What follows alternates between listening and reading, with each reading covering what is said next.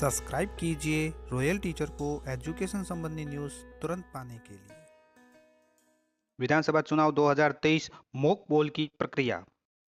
जी हां दोस्तों, लोकतंत्र के इस महाकुंभ में विधानसभा चुनाव 2023 की घोषणा हो चुकी है। राजस्थान में भी विधानसभा के चुनाव है, उसकी डेट भी जारी की जा चुकी है।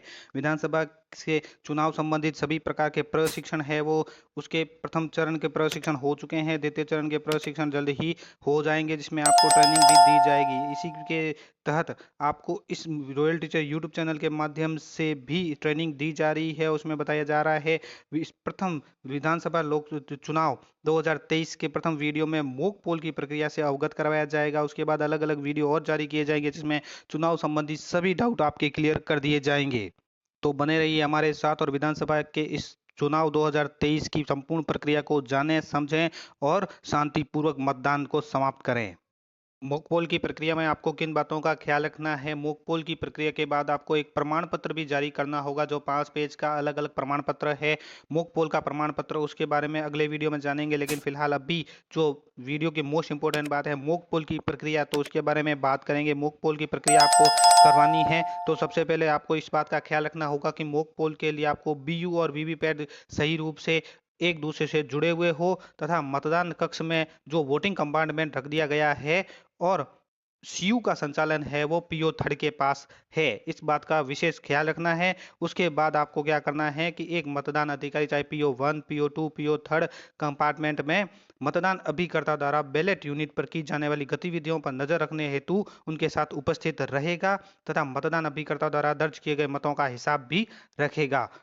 इसके लिए आपको यानी नमूना मतदान इसी को बोलते हैं। नहीं, जो मॉक पोल है तो उसमें मॉक पोल में विशेष बात यही है कि मॉक पोल में आपको कम से कम 50 वोट अवश्य डालने हैं, और जितने अभ्यर्थी चुनाव में हैं उसमें प्रत्येक अभ्यर्थी के सामने भी वोट डाला जाना चाहिए, और न्यूनतम एक मत अंकित किया जाना चाहिए सभी को। यानी अगर 3 लोग हैं अभ्यर्थी तो तीनों को वोट अलग अलग डाला जाना चाहिए। ऐसा नहीं है कि इसको एक को ही सभी वोट डाल दिए जाए, दो को ही सभी वोट डाल दिए जाए, नहीं, सभी को अलग अलग मत अंकित किया जाना चाहिए।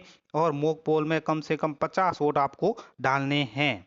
और अगर किसी भी अभिकर्ता यानी कोई एजेंट उपस्थित नहीं है तो ऐसी दशा में जो पीओ अधिकारी है, पीओ 1, पीओ 2, इनमें से कोई व्यक्ति दूसरा मतदान अभिकर्ता ऐसे अभ्यर्थियों के मत डाल भी सकता है। साथ ही मॉक पोल के समय अगर किसी में खराबी आ जाती है किसी यूनिट में, तो केवल उसी यूनिट को बदला जाएगा, इस बात का विशेष ख्याल रखना है आपको। ऐसी यूनिट में मॉक पोल रिप्लेस्ड का स्टिकर चिपका कर सेक्टर ऑफिस अपने साथ ले जाएगा। तो क्या क्या रिप्लेस होगा उसकी बात कर लेते हैं। अगर सीयू खराब है तो सीयू बदली जाएगी, बीयू खराब है तो बीयू बदली जाएगी, अगर वीवीपैट खराब है तो वीवीपैट बदली जाएगी। ये मॉक पोल के दौरान होगा।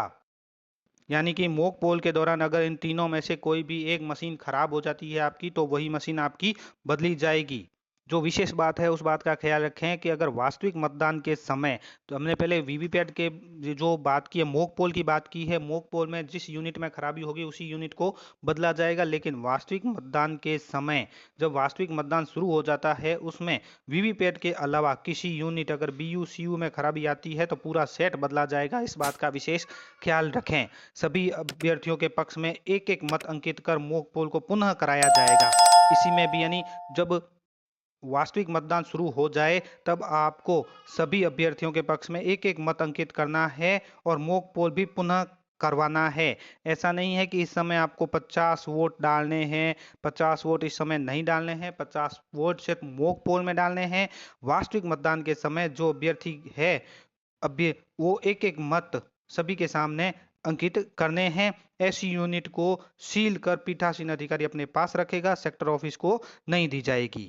और मोस्ट इंपोर्टेंट बात, अगर मतदान के समय, वास्तविक मतदान के समय केवल वीवीपैट में खराबी आती है, वीवीपैट में खराबी आती है तो वीवीपैट को ही बदला जाएगा, मॉक पोल नहीं कराया जाएगा। वीवीपैट में मॉक पोल नहीं कराया जाएगा। लेकिन अगर बीयू और सीयू में खराबी आती है तो पूरा सेट बदला जाएगा, और सेट बदलने के बाद मॉक पोल भी पुनः होगा। मॉक पोल की प्रक्रिया के दौरान सबसे पहले आपको बैलेट इशू करना है।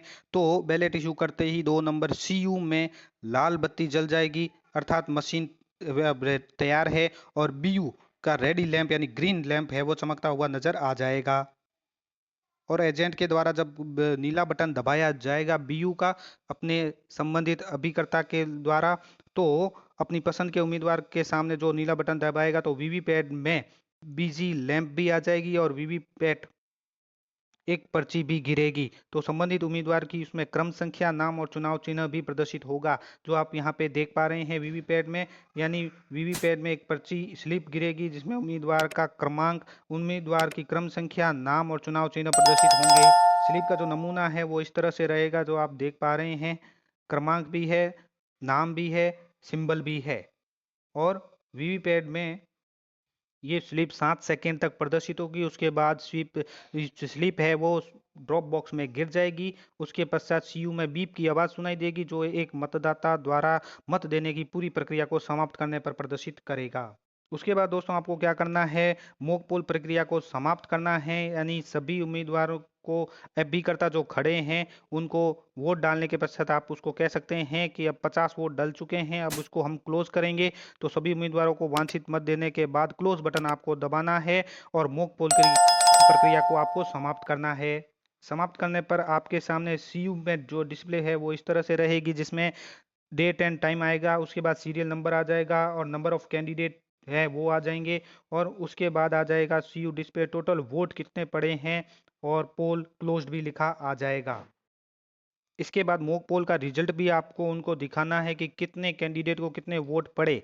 तो रिजल्ट बटन दबाने पर आपको ये जो ऊपर वाला खंड है सीयू का वो हटाना है। हटाने के बाद आपको विभिन्न तरह के जो बटन दिखेंगे, तो आपको रिजल्ट बटन दबाना है। ऊपर की ओर तीर नज़र आ रहा है, रिजल्ट बटन, ये देखिए यहाँ पे आएगा रिजल्ट बटन। रिजल्ट बटन आपको दबाना है। तो एक बार फिर से पोल डेट आ जाएगी, पोल स्टार्ट टाइम और एंड टाइम आ जाएगा, सीरियल नंबर भी आ जाएंगे और सीयू डिस्प्ले करेगा number of candidate, total vote कितने हैं और फिर बताएगा एक एक कैंडिडेट के बारे में कि 1 नंबर कैंडिडेट को कितने वोट मिले, 2 नंबर को कितने मिले, 3 नंबर को कितने मिले। इसके लिए जो बटनों का क्रम रहेगा वो इस तरह से रहेगा। तो सबसे पहले आप अपने जो ये सीयू है उसके क्लोज बटन दबाएंगे तो मतदान यानी मॉक पोल क्लोज हो जाएगा। क्लोज होने के बाद आपको रिजल्ट बटन दबाना है, यानी CRC चलेगा।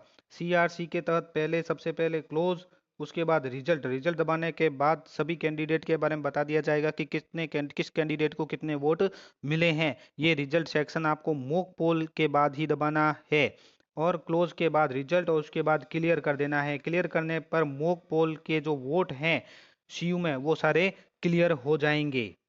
एक और बात, जब मॉक पोल को आप शुरू करते हैं तो उससे पहले जो आपने बीयू सीयू को आपस में कनेक्ट किया है उसमें नीचे ये भी ध्यान रखें कि वीवीपैट का जो नॉब है उसको वर्टिकल यानी खड़ा करना है और ऑन करना है। इस बात का ख्याल रखें, नहीं तो ये वीवीपैट आपकी चालू नहीं होगी। और कम से कम 50 वोट मॉक पोल के अंतर्गत डालने हैं। इसके बाद अगले चरण में आपको कंट्रोल यूनिट के बटन को स्विच ऑफ कर देना है और वीवीपैट के जो स्लिप कंपार्टमेंट है उसको खोलकर सभी पर्चियां हैं वो बाहर निकालनी है। वीवीपैट इस तरह से है, आप सभी जानते हैं। इसका जो वोटिंग स्लिप कंपार्टमेंट है उसको खोलना है। इसमें से जो 50 पर्चियां वो है और उसके बाद जो शुरुआत में हम शुरू करते हैं वीवीपैट को तो 7 पर्चियां वो गिरती है। 7 वो प्लस 50 वो अलग पर्चियां निकालनी है।